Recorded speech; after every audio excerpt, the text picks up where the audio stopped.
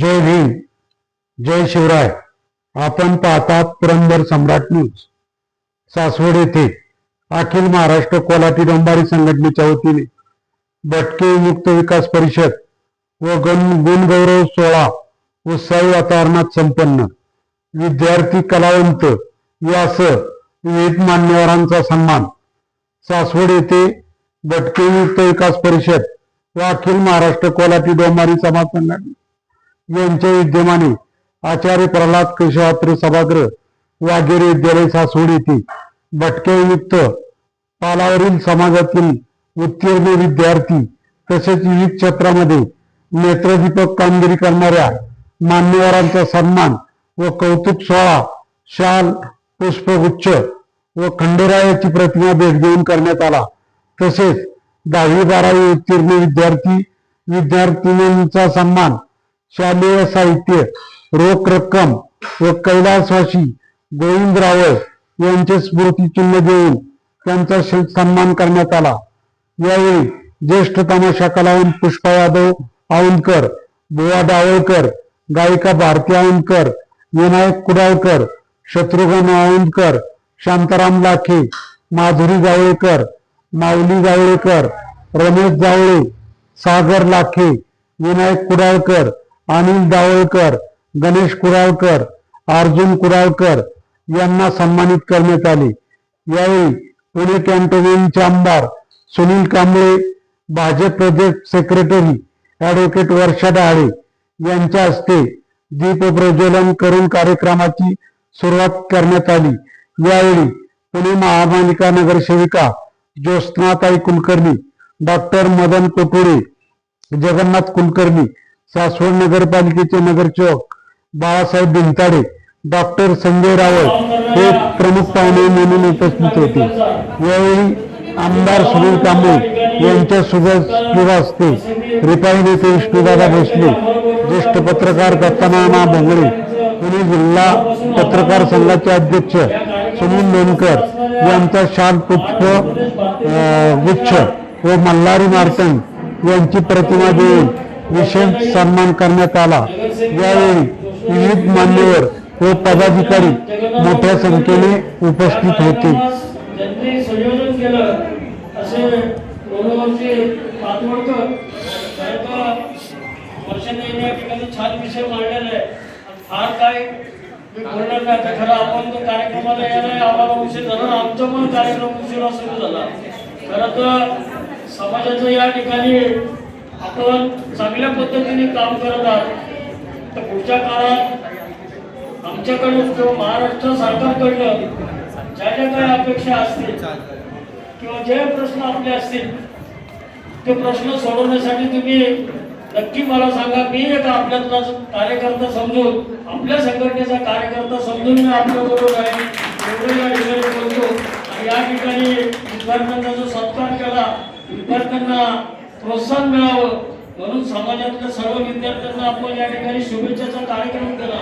खरं तर या ठिकाणी काम करत असताना आपला कोल्हाटी समाज असेल, डोंबारी समाज असेल, याविषयी जे एक ही भावना होती की लोकांमध्ये, खरं तर या ठिकाणी जगन्नाथरावांनी सांगितलं की राष्ट्रीय स्वयंसेवक संघाचा या ठिकाणी त्यांनी उल्लेख केला. खरं तर मी राष्ट्रीय स्वयंसेवक संघाचा कार्यकर्ता आहे आणि संघाने खरं तर संघामध्ये कधीही कोण कुठला आहे, कुठल्या समाजाचा हे एकमेकांना जात माहिती नसते, परंतु समाज एकत्र करणं आणि हिंदू समाजाचं संघटन करणं आणि देश हा जगात महासत्ता घडवण्याचं काम संघाच्या माध्यमातून करत असतो. संघाचं काम वेगवेगळ्या समाजातील दुर्बल असतील, आर्थिक असतील किंवा वेगवेगळ्या सेक्टरमध्ये समाजामध्ये काम करणारे एक संघाचे कार्यकर्ते असतात. याही ठिकाणी देशपांडे आणि खळदकर त्यांनी मला फोनवरून सांगितलं की भाऊ कार्यक्रमाला यायचं. मी त्यांना सांगितलं नक्की येणार कार्यक्रमाला. आणि समाजाच्या पुढच्या काळात कुठलाही विषय असो किंवा समाजाचे जे प्रश्न सोडवायचे असतील, काय अडचणी असतील, तर खरं तर महाराष्ट्राचे मुख्यमंत्री आदरणीय देवेंद्रजी फडणवीस साहेब एक कार्यक्षम मुख्यमंत्री आहेत. समाजाच्या प्रत्येक अडचणीत किंवा समाजाची प्रत्येक गोष्ट कळणारा असा एक महाराष्ट्राला कार्यक्षम मुख्यमंत्री मिळाले. यांच्या माध्यमातून आपण महाराष्ट्राचा विकास करत असताना समाजाचा विकास नक्की करू एवढंच या ठिकाणी बोलतो. या कार्यक्रमाला बोलवलं त्याबद्दल समाज संघटनेचा मी मनापासून आभार मानतो. जय हिंद, जय महाराष्ट्र. आपण जो गुण गौरव होतोय हा अतिशय उल्लेखनीय आहे. कारण काय झालं बरं का, स्वतःच्या घरासाठी करणारे अनेक असतात, परंतु समाजासाठी करणारे आपल्या समाजामध्ये तसं जर बाहेर गेलं आध्यात्मिक, मी तुम्हाला थोडी उदाहरणं सांगणार. रावण म्हटलं की लगेच आपल्याला एक क्रूर, त्याच्याविषयी आपल्याला आस्था कमी असला पुरुष वाटतो. पण त्याच्या भावना जर आपण जर समजून जर घेतल्या ना तर नक्कीच आपण रावणावर सुद्धा प्रेम करू. काय झालं बरं का, एकदा एकांतामध्ये मंदोदरी आणि रावण त्या ठिकाणी गुप्त वार्ता करत बसले होते. तो मंदोदरी रावणाला बोलते, काहो म्हणते महाराज तुम्ही म्हणले त्या सीतामैयाला इथपर्यंत का घेऊन आले, त्यांची त्या प्रोग्राम चंद्राची सीतामैयाला देऊन टाका. म्हणले हे तर मला सर्व ऋषीमुनींनी सांगितलं, सर्व जनतेने सांगितलं, म्हणजे तू सांगते असं काय वेगळं करतो. हे मला माहिती आहे, म्हणजे ज्यावेळेस मला जर सीताच पाहिजे होती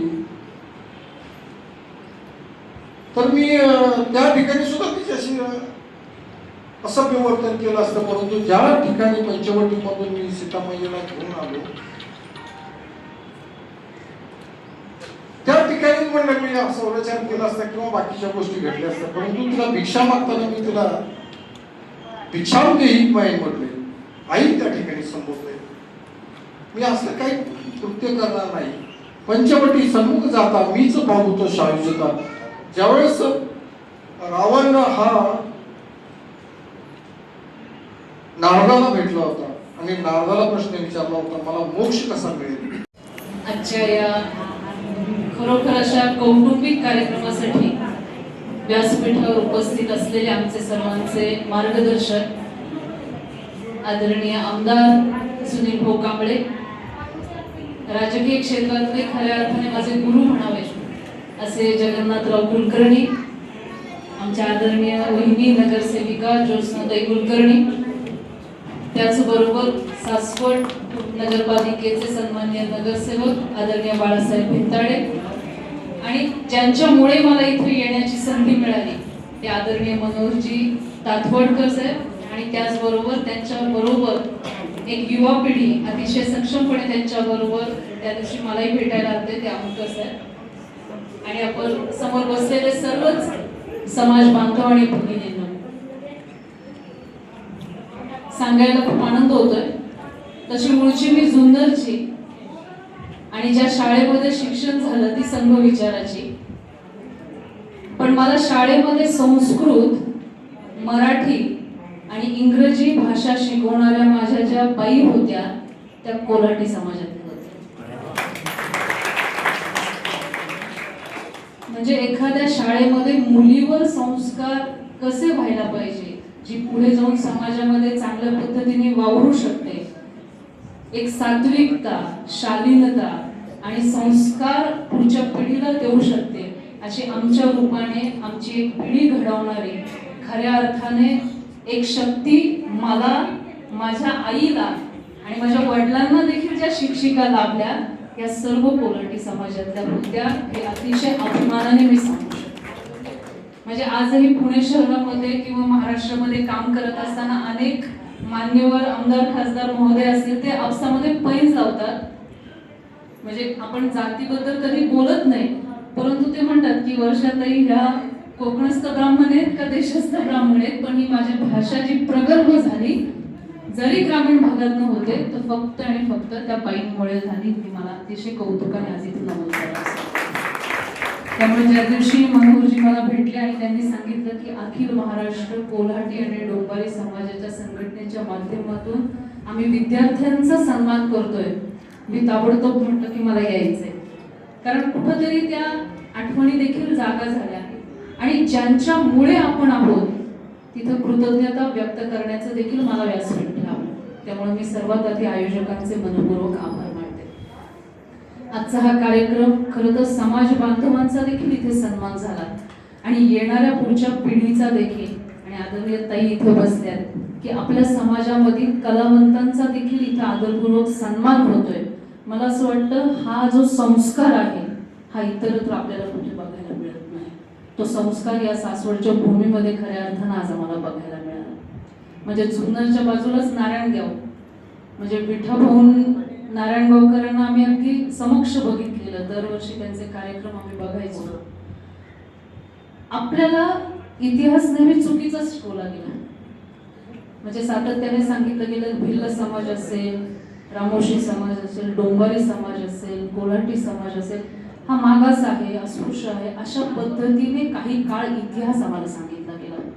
परंतु येणाऱ्या पिढीला अतिशय अभिमानाने सांगू इच्छिते की ज्याला भटका विमुक्त समाज असं म्हटलं गेलं, आज 1300 वर्ष या भारतावर ज्यावेळेस आक्रमण होत होते त्यावेळेस या भारताचा धर्म टिकवण्याचं काम जर कुणी केलं असेल तर या सर्व समाजांनी अतिशय ताकदीने केलं. भले ते जंगलात बसून केलं किंवा गावकुसावर बसून केलं, आमचा धर्म टिकवण्याचं काम या बांधवांनी केलं. हे आम्हाला आमच्या येणाऱ्या पिढीला सांगण्याची खऱ्या अर्थाने गरज आहे. शिक्षणामध्ये कधीतरी आपण म्हणतो की आमचा समाज मागे पडला, परंतु आज ज्यावेळेस विद्यार्थ्यांचे मार्क बघतो 82%, 72%, आम्हालाही नव्हते पडले. खरंच कौतुक आहे त्या मायमाऊलीचं की इतक्या प्रतिकूल परिस्थितीमध्ये सुद्धा आपल्या मुलांवर त्यांनी चांगले संस्कार केले. तर मुलांच्याही आधी खऱ्या अर्थानं त्यांच्या आईचे अभिनंदन आहे की तिने त्यांच्यावर चांगले संस्कार घडवले. आज आपण बघतोय की देशाची परिस्थिती अगदी बारकाईने जर विचार केला तर 1300 वर्ष आपल्यावर आक्रमण होत होते आणि ही आक्रमण होत असताना जो शत्रू असतो तो शत्रू आपली शक्ती खंडित करण्याचं काम करत असतो. शत्रूने पहिला हल्ला मंदिरावर केला. दुसरी सगळ्यात मोठी शक्ती जी ती नारी शक्ती आहे तिची विटंबना करण्याचं वाईट कृत्य केलं. आणि तिसरं म्हणजे या भारतामध्ये खऱ्या अर्थानं बलाढ्य म्हणून जो समाज ओळखला जातो, जो भिल्ल समाज आहे, जो रामोशी समाज आहे, वडार समाज आहे, डोंबारी समाज आहे, या सर्व समाजांना वाळीत टाकून त्यांना गुन्हेगारी वर्गामध्ये करण्याचं काम हे फक्त आणि फक्त आक्रमणकार्यांनी केलेलं आहे. हा खरा इतिहास आपण आपल्या पुढच्या पिढीला सांगणं गरजेचं आहे. कारण कुठेतरी इतिहास चुकीचा सांगितला जातो आणि आपल्या समाजामध्ये आपसामध्ये तेढ निर्माण होते आणि खऱ्या अर्थानं शक्ती कोण आहे हे पुढच्या पिढीला कळत नाही. शास्त्रीय दृष्ट्या विचार जरी केला तर या समाजांचा DNA जर काढला तर या समाजाचा DNA हा अतिशय शक्तिशाली आहे. म्हणजे लहुजी वस्तादांच्या वडिलांचं राघोजी साळव्यांचं जरी उदाहरण घेतलं किंवा वडार समाजातले अतिशय शूरवीर होऊन घेतले, समोर वाघ आला तर पाचावर धारण आपली बसते, परंतु राघोजी साळवेंनी जिवंत वाघ खांद्यावर घेऊन पेशव्यांच्या दरबारात प्रवेश केला होता. हा ताकदवान समाज आपला आहे ही पुढच्या पिढीला खऱ्या अर्थाने सांगण्याची गरज आहे. कार्यक्रम प्रत्येक समाजामध्ये होतात, परंतु समाजासाठी काहीतरी करून पुढच्या पिढीला घडवण्याचं ध्येय खूप कमी समाजामध्ये घेतलं जातं. आपणा सर्वांचे मनपूर्वक आभार की तुम्ही ते संस्कार टिकवले. मग ते कलेच्या माध्यमातून असतील, शिक्षणाच्या माध्यमातून असेल किंवा ताकदीच्या माध्यमातून असेल, हेच संस्कार इथून पुढच्या काळामध्ये आपल्याला टिकवायचे आणि परत एकदा खऱ्या अर्थानं जो भारत होता, महाशक्तिशाली भारत होता, तो परत आपल्याला घडवायचा आहे. कारण प्रभू श्रीरामांच्या भूमीमध्ये देखील त्यांना साथ देणारे रामोशी समाज होते किंवा याच पद्धतीचे भिल्ल समाज देखील होते. भिल्ल समाजाचं देखील या व्यासपीठावरून आदराने व्यक्त करते की भिल्ल समाज होता म्हणून आक्रमणकारी आमच्या जंगलांमध्ये घुसू शकले नाही. आदिवासी समाज होता म्हणून आमची जंगल कधी कोणाच्याही ताब्यात जाऊ शकले नाही आणि म्हणून बिरसा मुंडांसारख्यांची आम्ही जयंती देखील अतिशय आदरपूर्वक साजरी करतो. जोपर्यंत खरा इतिहास समाजाच्या समोर येत नाही तोपर्यंत समाजाचं भलं होत नाही. कारण आपण आपसामध्ये दुही निर्माण करतो आणि जे परकीयांना अपेक्षित होतं तेच परत आपण करतो. परकीय तर गेले परंतु आपल्यामध्ये भांडणं लावून गेले. तर परकीयांनी जो डाव रचलाय तो डाव या कार्यक्रमाच्या निमित्तानं आपण मोडून टाकूया आणि भावी पिढीला खूप चांगले संस्कार देऊया. आज ज्यांना इथे शैक्षणिक त्यांच्या कारकिर्दीसाठी पुरस्कार मिळाले त्या विद्यार्थ्यांचे मनपूर्वक आभार मानते. त्यांच्या आईंचे मुख्यतः आभार मानते की त्या माय माऊलींनी त्यांना घडवले आणि इथे उपस्थित असलेले कोल्हाटी समाज असेल किंवा डोंबारी समाज असेल या सर्वच बांधवांचे मनपूर्वक आभार मानते. आणि येणाऱ्या काळामध्ये खऱ्या अर्थानं राष्ट्र जे पुनर्निर्माण होतंय 1300 वर्षांचं पारतंत्र्य 1947 नंतर तुष्टीकरणाचं राजकारण आणि 2014 नंतर खऱ्या अर्थानं या राष्ट्राचं पुनर्निर्माण होतंय. आणि 2014 नंतरच आदिवासी क्षेत्रातला बांधव असेल किंवा गावकुसावर बसलेला माझा बांधव असेल त्याला मुख्य प्रवाहात आणून त्याला समाजामध्ये उच्च स्थान निर्माण करण्याचं एक मोठं कार्य या देशामध्ये सुरू झालंय. या कार्याला आपण सर्वांनी हातभार लावूयात आणि येणारी पिढी घडवूयात. मनोहरजींचे मनपूर्वक आभार मानते की त्यांनी मला ही आज सुवर्ण संधी दिली आपल्यामध्ये येण्याची आणि 2 शब्द माझे मांडण्याची. धन्यवाद. जय श्रीराम. या सर्व समाजाच्या जे विद्यार्थी 10वी-12वी मध्ये चांगल्या मार्क्सने उत्तीर्ण झालेले आहेत तसेच समाजातील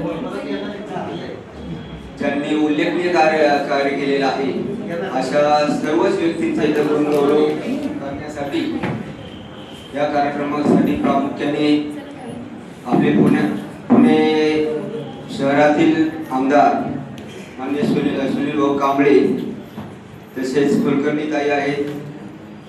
सर्वच मान्यवर इथं वेळात वेळ काढून उपस्थित राहिले त्याबद्दल मी प्रथमतः त्यांचे आभार मानतो. आमचे मित्र मनोहर नाना तातवडकर अतिशय तळमळीने काम करतात. आपण साधारण या कार्यालयामध्ये आतापर्यंत ही मला वाटतं 4थी-5वी वेळ आहे. नानांची समाजाविषयी खूप धडपड चालू असते. आमची रोज भेट होती. रोज संध्याकाळी आमच्या दिवसभराचा आढावा असो म्हणजे आम्ही एवढी मैत्री की आमची रोज भेटल्याशिवाय नाही भेट झाली तर फोन तरी होतोच. नानांची समाजाविषयी खूप तळमळ कारण त्यांच्या डोक्यात रोज तेवढंच असतं बाबा आपण काहीतरी करायला हवे. त्यांची भाऊ मनापासून इच्छा आहेच. मला आमचा 2-4 वेळा विषय झाला बॉक्सिंगचे जे स्पर्धा आहेत तर त्या आम्ही म्हटलं होतं सासवडला किंवा माझं तुमच्या मदतीने पुणे शहरामध्ये मोठ्या प्रमाणात भरवायचे आहेत. त्याचं सगळं नियोजन आयोजन नाना करतील. फक्त बाकीचं आर्थिक आयोजन नियोजन तुम्ही करावं अशी मी विनंती करतो. काही मदत लागली त्यांना मी म्हटलं होतं मी ही मदत करेन 100% मदत करेन. असा चांगला कार्यकर्ता अतिशय तळमळी आपल्याला नंतर घ्यायचंय कारण जेवण काय झालेलं नाही पण तो पसायचा हरिभक्त पारायण सयाजी काका मोरकर यांच्या पसायदानानंतर हा कार्यक्रम संपेल. आपण सगळं झाल्यानंतर एक ग्रुप फोटो आपला या माध्यमांबरोबर घेऊ कारण अशी परत संधी काय प्राप्त होईल अशी परिस्थिती नसते. त्यामुळे कृपा करून एक 5 मिनिटं आमच्यासाठी द्यावी अशी नम्रतेची विनंती करतो आणि काकांना विनंती करतो की बाबा पसायदान